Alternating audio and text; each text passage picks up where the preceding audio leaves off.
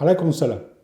أهلا وسهلا بكم أحبتي في برنامجكم لحظات قرآنية لحظات قرآنية، وهذه الحلقة رقم 836، ونحن في الجانب الخلقي، السمو الخلقي لإيتاء الزكاة الخلقية. وعنوان هذه الحلقة: لا من ولا أذى. أفظع ذنب يبطل عمل الصدقة ويستجلب حقد المتصدق عليه أن تمن عليه وأن تعيره بما أعطيته له من صدقة. لا يفعل هذا مؤمن مخلص على الإطلاق، لأن المؤمن المخلص يعلم أنه لا يعطي من ماله، وأنما يعطي من مال الله جل وعلا الذي استخلفه فيه، ولأنه يؤمن أن للفقير وللمحتاج حقا، فهو يعطيه حقه الشرعية المفروضة من رب عز وجل، من رب العزة جل وعلا. هو ينتظر مقابل ذلك ثواب الله جل وعلا، ولا ينتظر ثوابا من المتصدق عليه. إنما نطعمكم لوجه الله لا نريد منكم جزاء ولا شكورا. الذي يمن على المتصدق ويعيره يعيش بثقافة قارون، قارون وأمواله وبتاع والموكب والهيصة، وربنا سبحانه وتعالى خسف به وبداره الأرض. ليه؟ لأن هو قال لك إنما أوتيته على علم عندي، قال لك أنا حاجات أنا جايبها بعلمي. أنكر أن الله سبحانه وتعالى هو الذي أنعم عليه. فبنتوقع أن قارون ده لما كان بيدي حد كان بقى يقول له ده أنا اديتك، ده أنا عملت كذا إلى آخره. فربنا سبحانه وتعالى تعرض لهذا في سورة البقرة، يقول سبحانه وتعالى: الذين ينفقون أموالهم في سبيل الله ثم لا يتبعون ما أنفقوا منا ولا أذى لهم أجرهم عند ربهم ولا خوف عليهم ولا هم يحزنون. يكونون من أولياء الله. عند الموت يقال لهم لا خوف عليكم ولا أنتم تحزنون، أنتم أولياء الله. لأنهم ينفقون أموالهم في سبيل الله، مش في سبيل السلطان، مش في سبيل الرياء، مش في سبيل الناس، لا، في سبيل الله. وبين بعد كده هو ينفق أمواله في سبيل الله، بعد ما يدي يقول لك والله أنا اديتك يبدو وعملت عليك وسويت، ثم لا يتبعون ما أنفقوا منا ولا أذى. وربنا قال من وأذى، الاثنين بمعنى واحد. أنت تعطيه وتمن عليه، أنت تؤذيه. وربنا قال لهم أجرهم عند ربهم ولا خوف عليهم ولا هم يحزنون. بعد كده ربنا سبحانه وتعالى قال: قول معروف ومغفرة خير من صدقة يتبعها أذى.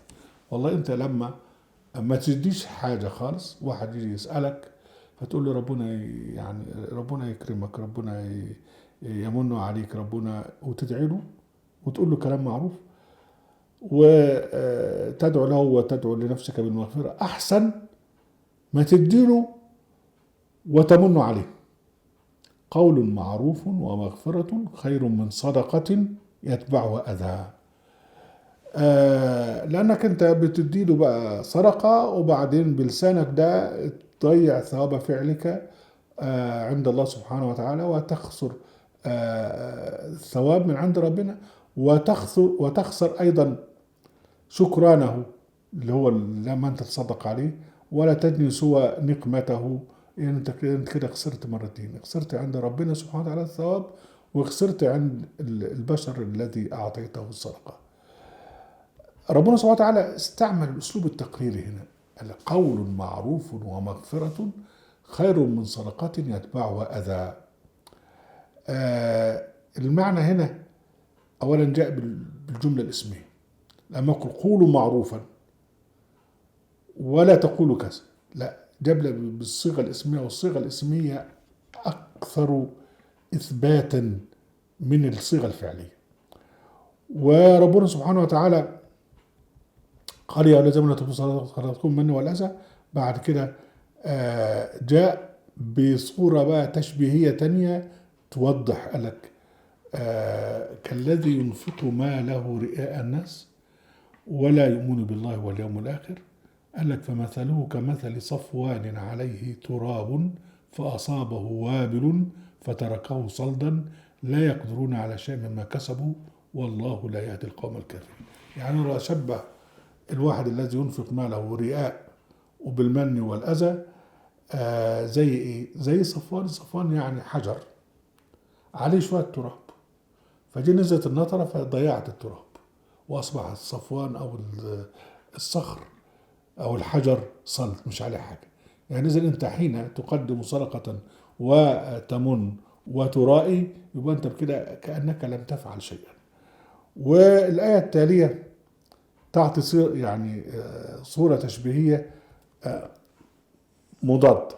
قال لك: ومثل الذين ينفقون أموالهم ابتغاء مرضات الله وتثبيتا من أنفسهم، يعني تقوى من في أنفسهم، كمثل جنة بربوة، جنة في مكان مرتفع، أصابها وابل، نزل عليها مطر، فأتت أكلها ضعفين.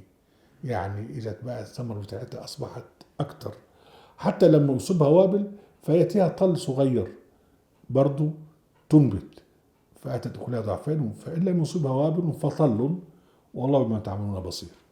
يعني هنا بقى صورة جميلة رائعة إلى ثمرة الذي يتصدق ابتغاء وجه الله سبحانه وتعالى بلا من وبلا أذى وبلا رياء. وبعدين بعد كده ربنا سبحانه وتعالى يعني يأتي بقصة في منتهى الروعة، وأنا عملت عليها مقال بعنوان: أيود أحدكم. قال سبحانه وتعالى: أيود أحدكم أن تكون له جنة من نخيل وأعناب تجري من تحتها الأنهار، له فيها من كل الثمرات، وأصابه الكبر وله ذرية ضعفاء فأصابها إعصار فيه نار فاحترقت، كذلك يبين الله لكم من آياته لعلكم تتفكرون. لا إله إلا الله. تخيل الآتي: واحد قضى عمره يعمل جنة بساتين كبيرة، وأصبح فيها بقى نخيل وأعناب، وتحتها حفر تحتها أنهار، وأصبح فيها من كل الثمرات. وبعدين يعني هو عنده 66 سنة كده راح متجوز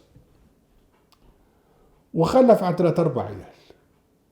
وبعدين راحت جاية صاعقة وأحرقت كل الجنان ديت وكل الجنات والبساتين دي، وأصبح هو موجود راجل كبير في السن وعنده عيال صغيرين. طب يعمل إيه؟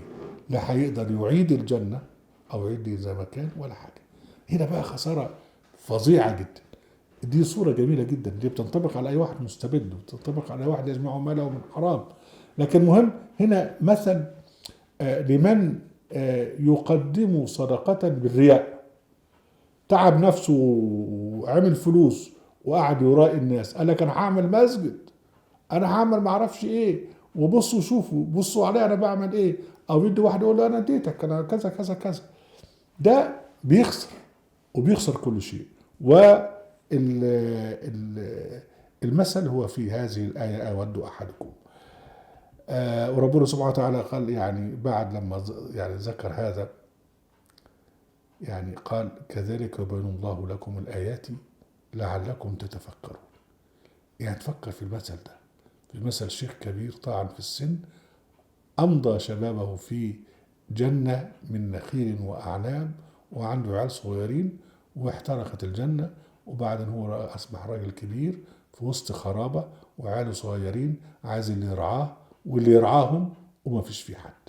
يعني لابد أن نتذكر هذا وأن نتعظ بهذا، وما فيش داعي للكلمتين الزيادة اللي أنت تقولهم لواحد: أنا اديتك وعملت إلى آخره. أهلا وسهلا بكم أحمد بن رجب حصص قرآنية وفي قناة أهل القرآن وفي موقع أهل القرآن. لا تنسوا المشاركة بشير ولايك، وعليكم السلام.